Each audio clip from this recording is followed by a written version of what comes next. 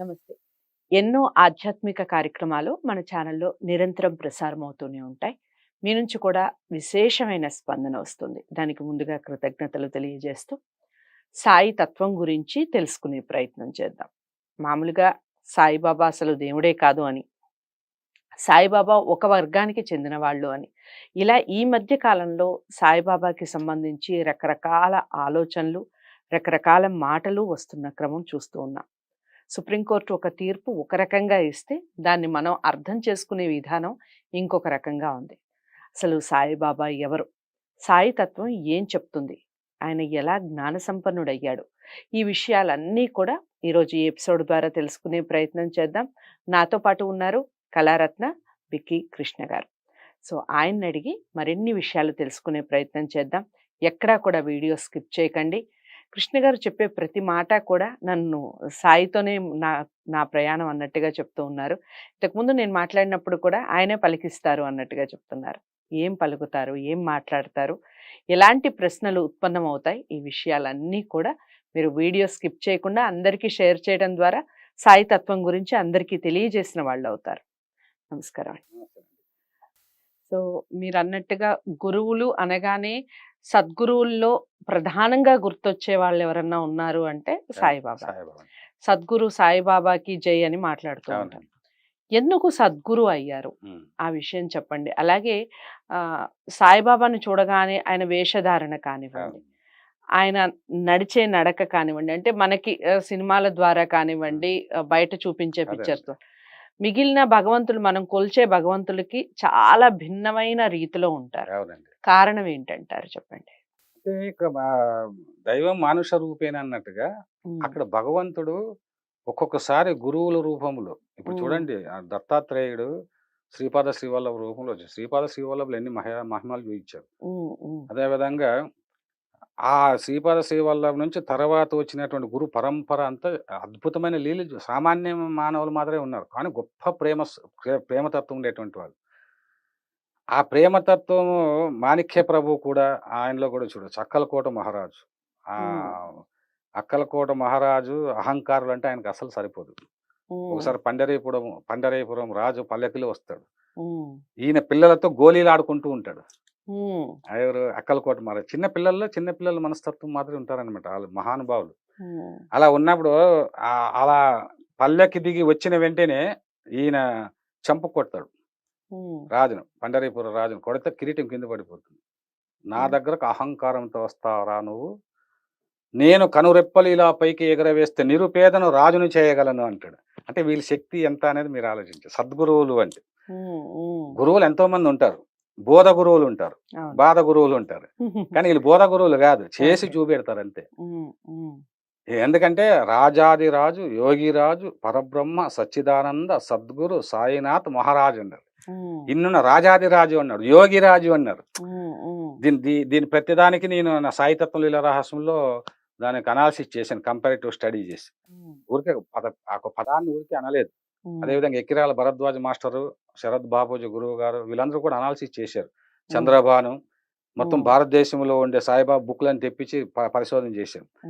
ఎవరు ఏమి చెప్పారు, అసలు ఎంత బాబా గురించి ఎంత చెప్పినా చాలా తక్కువ అనిపిస్తుందండి. ఆయనకంటే మీరు అన్నారు కదా, ఆయన పరబ్రహ్మమే తాను, పరబ్రహ్మమే తానన్నాడు. పరబ్రహ్మ అంటే సర్వం తానే అయింది కదా. ఇంక పరబ్రహ్మ గురించి మనం ఎలా వర్ణిస్తాం? ఇప్పుడు సముద్రంలో నీరు ఉంది, నీరు అనేక రూపాల్లో నీరు మనం తీసుకొని బిందువు, మరి సింధువులో మరి బిందువు వేరే సింధువు వేరే కాదు. ఇక్కడ బాబాను వేరే, అన్ని రూపాలు నేనే అన్నాడు ఆయన. మీరు అన్నదానికి ఒక చెప్పానండి, ఒక ఆ సినిమాలో సర్వము బాబా అని పరబ్రహ్మం అంటారు కదా మీరు, సర్వము బాబా అనే దానిపైన ఒక అవధూత పాడినట్టుగా ఒక పాట రాయమన్నారు నన్ను. అప్పుడు ఎందుకంటే ఆయన అన్నాడు నేనుండగా భయమేలా అన్నాడు. అక్కడ సందర్భం నేనుండగా భయమేలా అన్నప్పుడు ఎల్బి శ్రీరామ ఆ సినిమాలో, ఆ సినిమా అయినా జీవితమైన ఒకటే, గుడి కట్టించాడు రామదాసు మాదిరి. అక్కడ అతను తన ఆఫీస్లో డబ్బు తీసుకుని గుడి కట్టించాడు అని చెప్పేసి అతన్ని ఆ జైలుకి తీసుకుని వెళ్ళే సందర్భం అది, ఎల్బి శ్రీరామ్ని. అప్పుడు బాబా పై నుంచి ఒక పుష్పం వచ్చి పడుతుంది. బాబా అంటాడు, అది ఇతను నమ్మకం. అన్నప్పుడు అంటాడు అవధూత రూపంలో చెప్పాడు. ఎందుకంటే మనం చెప్పడానికన్నా అవధూత ఏమి చెప్పాడు బాబా గురించి. సర్వము తానైన వాడెవ్వడు అని ఎట్లయితే పోతానంటే అట్లాగా అండగా సాయి ఉండగా హ్మ్. భయమెందుకురా నీకు దండగా ఆ నింగి సాయి ఈ నేల సాయి ఆ గాలి సాయి ఈ గంగ సాయి హ్మ్. పంచభూతాలలోన పొంచి ఉన్న రూపం సాయి సర్వజీవరాశుల్లోన దాగి ఉన్న దైవం సాయి సాయి లేని చోటెక్కడుంది ఈ లోకంలో కన్నులుండి మీరు చూడకపోతీరి మైకంలో హ్మ్. మాయా మైకంలో ఆ హ్మ్. నింగి సాయి ఈ నేల సాయి ఆ గాలి సాయి ఈ గంగ సాయి జేసుదాస్ గారు పాడారు. హ్మ్. ఆ! అంటే ఎంత ఒక పరవశించి రాస్తే తప్ప ఇలా రాదు. నేను అనుకోను. మీరు నమ్ముతారో లేదండి. ఆ పాట పల్లవి రాసిన తర్వాత చాలా రోజులకు శరణము ఆయన రాయించుకున్నాడు. హ్మ్. ఇక్కడ నేను గమనించిందేంటే నేను నిమిత్త మాత్రుడని నాకు స్పష్టంగా అర్థమైపోయింది. చాలా హ్మ్. సందర్భాలు నా జీవితంలో అనేక సందర్భాల్లో. హ్మ్. అంటే ఇక్కడ జ్ఞానము అసలు ఏ వేదాలు గాని, ఉపనిషత్తులు గాని ఏది ఆయన చదివినట్టు గాని, బోధించినట్టు గాని ఆ పాడుబడిన మసీదులో ఉన్నారంతే ఫకీరు రూపంలో. హ్మ్. ఎందుకు అలా ఉండటానికి గల కారణం ఏంటి? అంటే ఆ భగవంతుడండి. భగవంతుడు నిర్ణయం అది. హ్మ్. పరబ్రహ్మ ఏమనుకున్నాడు? హ్మ్. నేను ఇలా ఉండి అందరికీ కులము లేదు, మతము లేదు, ప్రేమ తత్వం తప్ప ఇంకేమీ లేదని నిరూపించాలని ఆ రూపంలో వచ్చాడు. అసలు హ్మ్. బాబా రూపం చూసారండి? హ్మ్. ఎంత అద్భుతమైన రూపం అండి. ఇప్పుడు రామారావు గారు ఉన్నారు. కృష్ణుడు, రాముడు వేస్తే ఆయనంత ఆయన ఆయన తప్ప వేరే వాళ్ళని ఊహించుకోలేము. అట్లా బాబా అంటే ఒక జగద్గురువు అంటేనే బాబాని తప్ప వేరే వాళ్ళని ఊహించుకోలేని పరిస్థితి. హ్మ్. ఆయన నడక గాని, హ్మ్. ఆయన ఆయన నడిచే తీరు, హ్మ్. హ్మ్. ఆయన నవ్వే తీరు, హ్మ్. అది ఆయన డైరీలో రాశాడు. కాపాడ్డే అంటారు.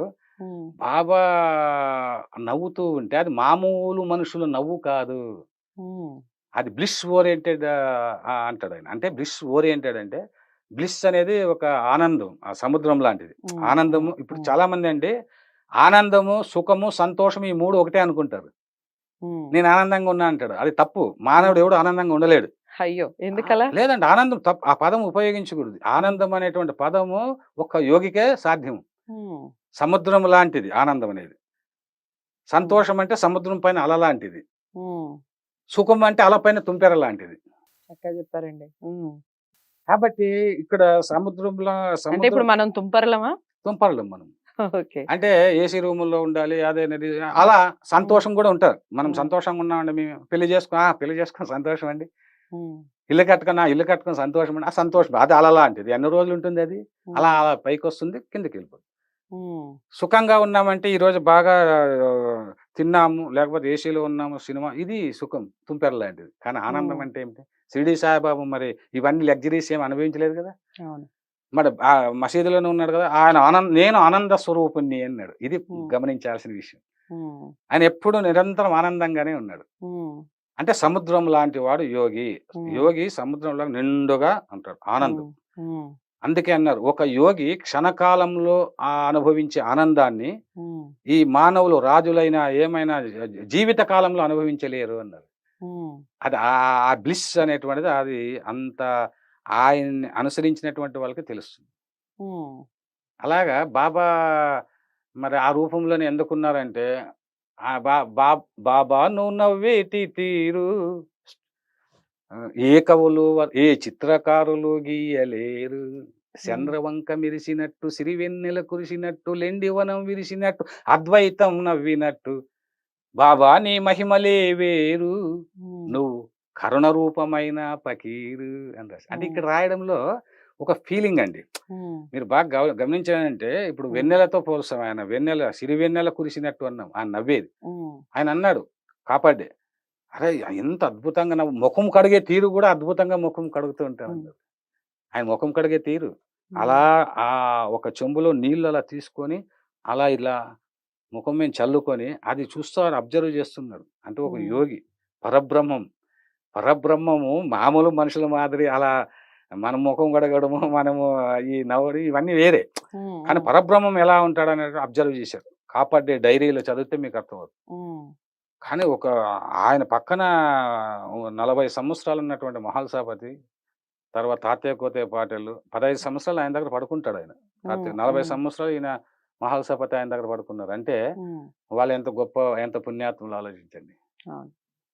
బాబా తత్వం గురించి చాలా చక్కటి వివరణ ఇచ్చారు కృష్ణ గారు. చాలా అంటే చాలా సంతోషం. ఇంకా బాబాకి సంబంధించిన లీలలు కానివ్వండి, అద్భుతాలు కానివ్వండి, జరిగినటువంటి అద్భుతాలు నేటి తరానికి ఖచ్చితంగా చేరాలి, తెలుసుకోవాలి.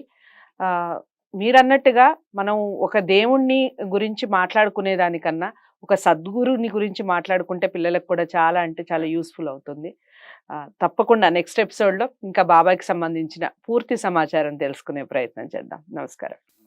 ధన్యవాదాలు. బాబాకి సంబంధించి మరింత సమాచారం తెలుసుకునే ప్రయత్నం చేద్దాం. ప్రతి వీడియో కూడా ఫస్ట్ నుంచి లాస్ట్ వరకు వాచ్ చేస్తూ మీరు బాబాకి సంబంధించిన మీ జీవితంలో జరిగినటువంటి అద్భుతాలు ఏవైనా ఉంటే తప్పకుండా కామెంట్ బాక్స్లో తెలియచేయండి. దానికి సంబంధించిన వీడియోస్ కూడా చేసే ప్రయత్నం చేస్తాం. కృష్ణ గారిని కనుక కలవాలి అనుకున్నా లేదా మాట్లాడాలి అనుకున్నా, ఇంకా మీరు ఇలాంటి విషయాల గురించి చర్చించాలి అనుకున్నా స్క్రీన్ మీద కనపడే నెంబర్కి కాల్ చేయొచ్చు. వీడియోని లైక్ చేసి షేర్ చేయండి. ఛానల్ని సబ్స్క్రైబ్ చేసుకోండి. నమస్తే.